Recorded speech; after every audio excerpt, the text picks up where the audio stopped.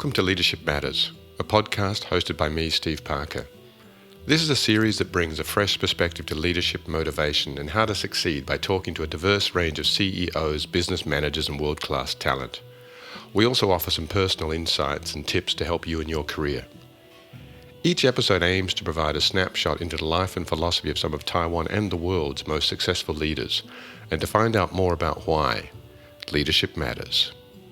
We are super lucky to have Moon Yu in the studio today. She's an incredible person. I've been lucky enough to meet her through some other people that I know.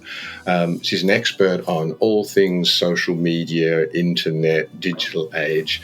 Tell us a little bit, in a couple of 30 seconds or so, about this journey of yours from going from where you were working in AR and marketing and stuff to building your own startup company, and how that journey has kind of taken place.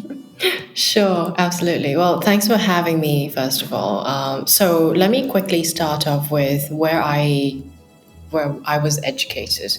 In matter of fact, I was actually educated as a biochemist. So I was actually supposed to be a scientist. I was actually supposed to make my parents proud at one point, but that never happened. Is this an Asian thing? It is an Asian thing. By being a scientist or a doctor or a lawyer or something like that? Yeah, pretty much. You're either, honestly, you're either a doctor, a lawyer, or a disgrace. I guess you're the third one, but you're a successful disgrace, so we're very happy to have you. So I started off with my studies in biochemistry, and then obviously it was kind of difficult, especially coming back to Asia. So I was educated in London, and coming back to Asia, there wasn't really a good career path for me. So the best outcome for me would be a pharmaceutical sales, and which that wasn't something that I was interested in. And so I used all my first job's salary for the first 3-4 months salary. I just invested in a course, which is a startup incubator course. So it's more like what we call pre-ideation incubator. So what it does is that it's pretty much teaching you how to do a startup or how to get into the tech industry. It was really worth it. I was a blank piece of paper. I went in, I learned all the tricks. I learned how Apple did their thing. I learned about how all these tech giants started their companies and just went viral. And so I have attempted to, find different companies, but I have been working for some instead. So since the beginning of my career, I was working in virtual reality, augmented reality, digital content. Then I switched to artificial intelligence, machine learning. And after a few years, I was just unlucky enough. I got fired by 2 companies. Basically, I went broke and I got fired. All happened within a year. And that was just, I would say, misfortune, because it was the time when Hong Kong had a political unrest, then shortly after the COVID. And so it was just, it's a macroeconomic status. It's nobody's fault for that. And I was a little bit tired and sick of not being able to control where I am in life. And so I was like, well, since all my previous startups failed and I tried working for someone else to get the stability, didn't work out, I don't have any opportunity cost now, so why don't I start my own thing?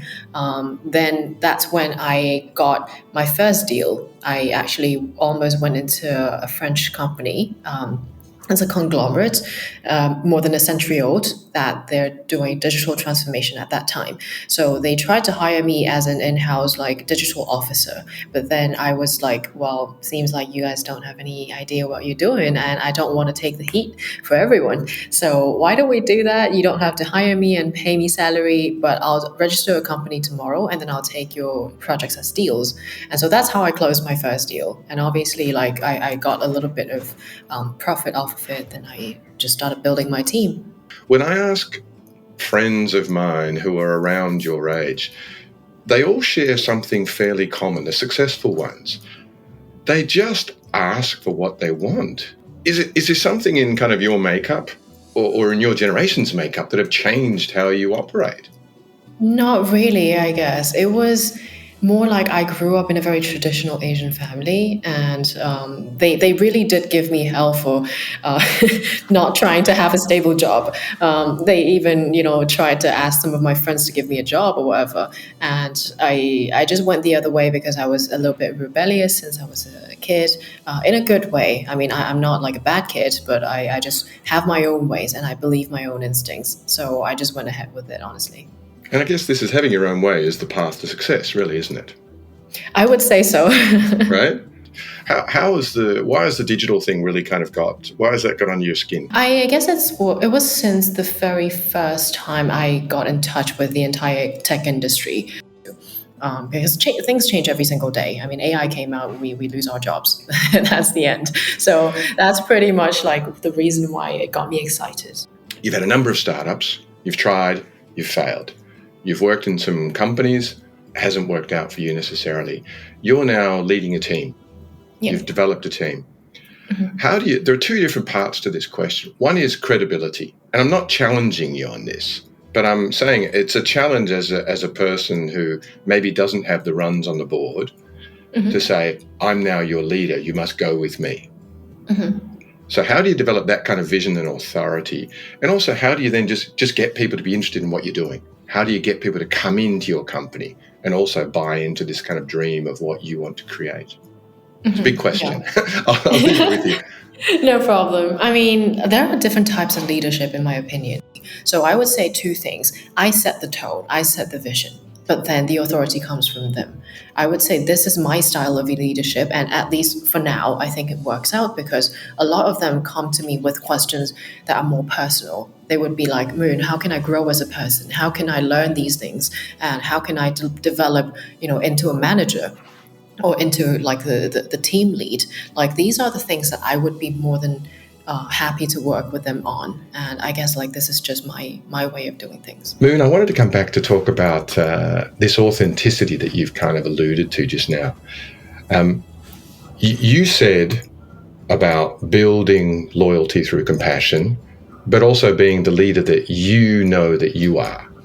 How do you have advice for people to try to discover who their authentic selves are? Because why I'm asking this question is I feel that a lot of people kind of try to make up a leadership style, or they try to copy a leadership style, especially in the corporate world. I see this all the time. I see little people playing as big people, or little people pretending to be Richard Branson or pretend to be some, they use these things they've read or they've been taught or whatever. And obviously examples help us. But how did you go about discovering your authentic self? I would put it this way. I wasn't I was a good kid. I still went to school, I went to a good uni, I got good education, but I was never the top performer. But I was still a very aggressive and ambitious person. So I was always thinking and asking myself, like, what can I do to outperform others? And I cannot be Richard Branson. I can't be Elon Musk. I don't have an IQ of 200. It's just impossible. So I was always, asking myself, like, how can I make things work the way I want it to work? And then I started journaling. I actually started, writing down things that I know, and I tried to understand myself as a person. And I think a lot of people, there's nothing wrong with these people, especially in the corporate world, trying to like mimic or just kind of imitate what other people are doing. Because this is how we learn. Like we learn from copying, it's just the same as, an artist or like a musician. Like you learn from imitating others. But then at one point you'll need to start doing your own thing. And I think this is something that distinguishes a good leader from a bad leader, because you cannot be who you want to be just by doing what other people are doing, because you have your own background, you have your own upbringing, your own experience, your own cultural background, everything. Like all these factors actually contribute to who you are and what makes you a great leader. So I guess like this is just one thing that most people missed out. So this idea of understanding what makes you tick, this journaling thing is a very interesting thing. Self-reflection seems to be a solid theme with what I and again, it's subjective. I'm just saying the people that I meet and I talk to, the ones who I think are good leaders, this idea of being self-reflective, going into a situation and going, well, how did I, did I handle that in the right way? Could I have done that better? But here's the thing that I find is really hard to do. And I've been trying to be a leader, longer than you've been alive. I find it really hard one is to reflect and to look and say, well, what did I do wrong, or what could I do better in this situation? But also how not to be negative about that, how not to let that energy kind of like, well, God, I really could have done better then. But then also coming back the next time, right? Because, especially as a new leader, right, you've got to see somebody, and maybe in this particular engagement that you had with them, maybe you were wrong, right? Yeah. And then you've got to go back in the room the next day and you're the boss, right? How do you kind of keep up, how do you keep this self-reflection going, but also keep that vision, passion, and say, well, here's what we've got to go to. I was wrong, but, you've still got to listen to me. How do you keep that passion going? Well, I would say it's really a perseverance. But if something matters a lot to you, like, you're going to keep going, like, no matter what. And I think learning how to apologize is one thing, obviously. Like, you can be wrong. Everyone can be wrong. Nobody's a saint. Nobody's, forever right. And I think the most important thing is you apologize for what you have made mistakes on. Then you hop back into your own role. And I think people see you as a better leader in that way.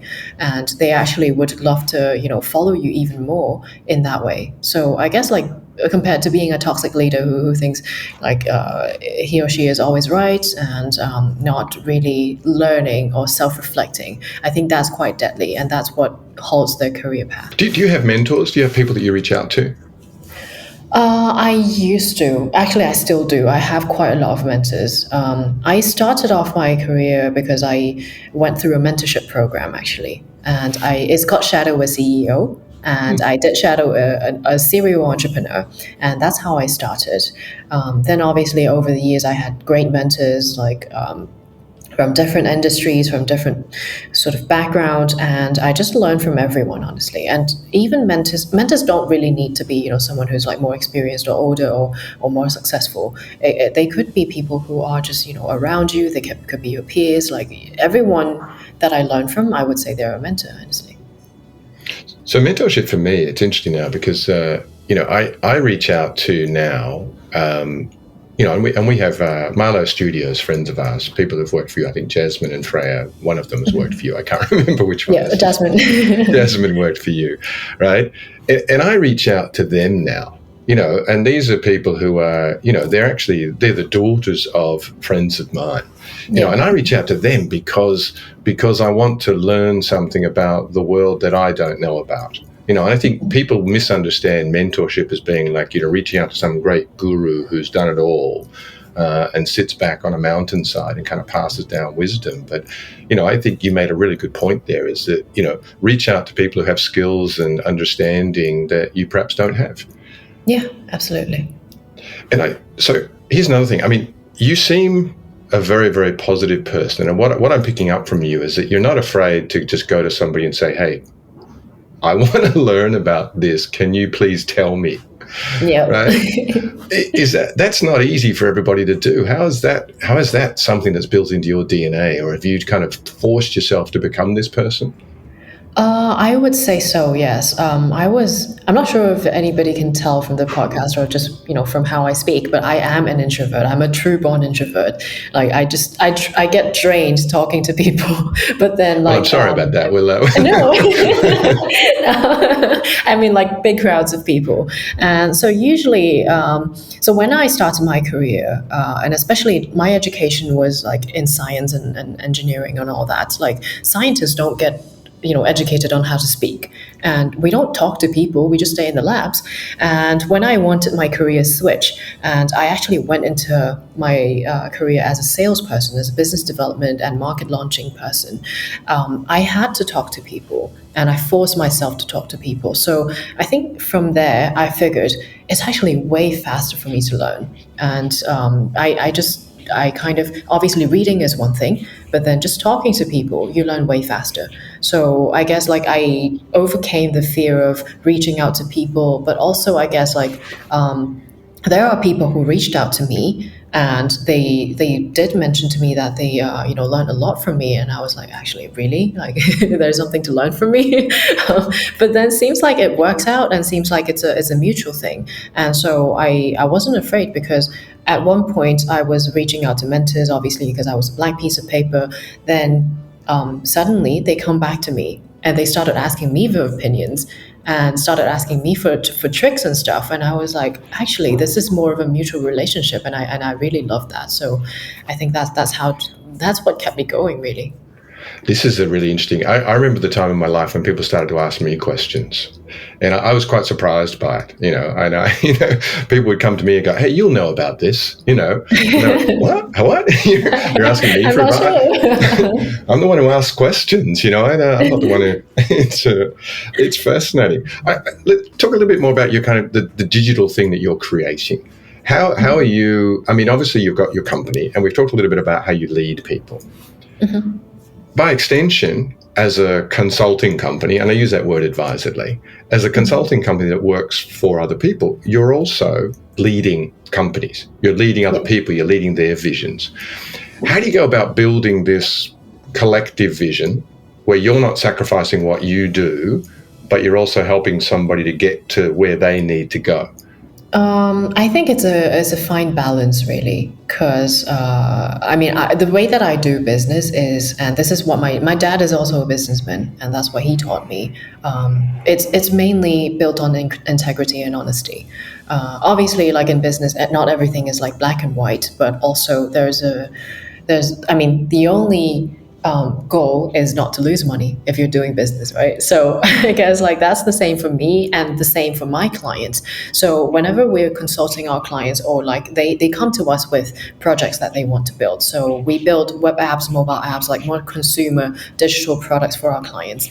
But also when they come in with like 10,000 different features that they want to build, which is going to take, I don't know how many $1 million, I would be like, are you sure you want to put like that many million, so like, I don't know, 10 million into something that might not sell? Like, are you really willing to do that? And so usually we break it down into phases for them. I was like, why don't you test the water out with this? If you're backed with investors' money and all that sort of thing, good for you. But then at one point, it doesn't mean that you can just throw it all away and make impulsive decisions.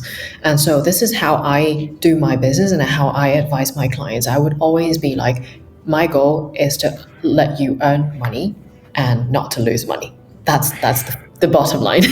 That's a very interesting business philosophy, and it's one that I also subscribe to. I just think not a lot. I mean, some people I've encountered over the years would take the money. Very short term. It's like, you're offering me $5 million.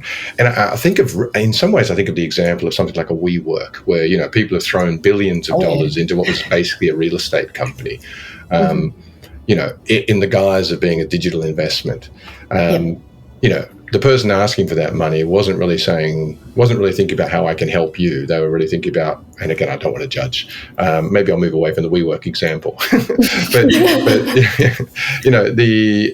this idea of like, if somebody comes to you, in fact, I had an engage, I'm going to share this with people if you don't mind. You and I talked about, I needed some advice on a certain topic, and I came to you and you just said, look, I'm not going to charge you for this because it's pretty simple. Let me just tell you what it is. Right. And so you did. And it made me so happy that I want to work with you. I'm glad to hear that. Right. But here's the thing. You offered me something, you've given me something, and it's made my life easier. And now I kind of want to think of ways that I can help you to make money. I think the world is actually a much nicer place than most people think it is. Yeah, and also I guess like the bottom line, the theory is you don't kill a chicken for an egg for the egg, right? So you really want to keep having the egg, then you shouldn't be killing the chicken for it. And Right. this is just I think it's yeah, I'm not sure if this is actually a cultural thing, but this is what we say in Chinese. So Sure. No, I guess yeah, it makes yes. complete sense. But I Okay. think, people talk about culture all the time, and I think often it actually comes back to the person. It comes back to the family, it comes back to the person. Culture is culture, and it kind of drives us in a certain way. But I think there are people who are genuinely, and I find this with a lot of maybe introverted business people like yourself, where you're more aware of the pain points that exist outside and externally. And I think these things, this is what I'm reading from you. These things help you to kind of, well, these are the pain points that I've had, and I don't want to kind of inflict those on somebody else. I'm talking for you here, Moon. I Yeah. apologize, but it feels like if you're what's the word for it? If you are sensitive to the world around you, then I think it makes you in some ways a better salesperson, a better business person. I would like to think so. Obviously, I think it's also introverted entrepreneur thing as well. I think being an introvert, the best thing about that is you shut up and listen. You don't enjoy talking, and you would always, stand at the side and observe. And so that actually gives you more clarity than, when you're actually talking.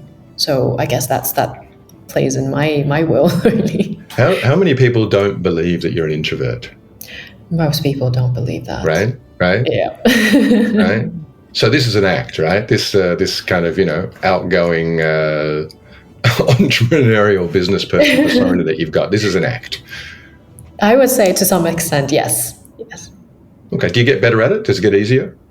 Yeah, it gets easier. I mean, over the time, I mean, over the years, actually, I became more and more comfortable with it. Like, I can talk to anyone like without any issues. I just need to recharge at home. It doesn't mean that I don't like talking. I love it. It's just I need my own me time, and so I would really sometimes I just turn off my phone, all my electronic devices, and then I start reading. That's me. And also, I guess. I stopped going to many all those social events. I limit it to like 1 hour, and then I'm like, okay, I'm done. So I guess like this is just my way of doing things. One-on-ones are like great. So what I've noticed, and I think you and I share something here that you and I seem to be the kind of the classic introverted extroverts, able to turn it on and able to use it when it's necessary and positive. But I, like you, I require a lot of me time. I require a lot of downtime, and people don't always understand that, because when you're out and you're positive, they think, wow, you're so happy. The hard thing is in your position, like you're a business person, you want to build networks, you want to grow your business, and you're going to be asked to go and attend a lot of things. Yeah. How do you go about breaking this kind of, the importance? How do you prioritize those moments where, okay, I need me time. This is my day for me, but I have to do this thing. Or how do you break down? Do you list things out? Do you have an Excel spreadsheet of kind of priorities? Sorry, Excel spreadsheet, that's very old. You probably have something really cool online that you use. Anyway, but, how do you prioritize these engagements that you have to have, or not have to have, but you're being asked to be involved in? I would say it depends on, first of all, who was asking me, whether or not that person is like close enough, and second of all is the quality of the people. Because actually, there are a lot of like events that I go to are like founders only, or founders invitation. Then end up you're going there. There would be a bunch of kids running around and pretty much hunting for jobs. And I mean, there's nothing wrong with that, but obviously, I went there with a purpose. I really do want to understand a little bit more and learn from other people, learn from the quality people, and also possibly do some business. So for me, it really is like how I filter out is the organizer, and also like what kind of people would go, and also like what kind of setting would it be, whether or not it's worth going, and there would be like quality conversations going as well. I guess these are the factors that I really look at. So I think what I'm hearing from you is that you actually have to be a little bit selfish in a way. You have to think not in an evil way. I don't think selfish is evil. I just think, but you have to make some decisions for yourself. Oh, yeah, for sure. And especially when you're an entrepreneur, you don't have time. I mean, time is a limited resource for you. Then obviously, like, if you dedicate the time, you better have some results, right? This time is a limited resource is just one of the most important things I think that anybody who wants to be a leader can learn to understand. Resources are limited, right? The world has limited resources, but time is well, depending on who you speak to. Some physicists say time is unlimited, but anyway, time is a limited resource, right? And so you've got to make kind of selfish decisions about certain stuff.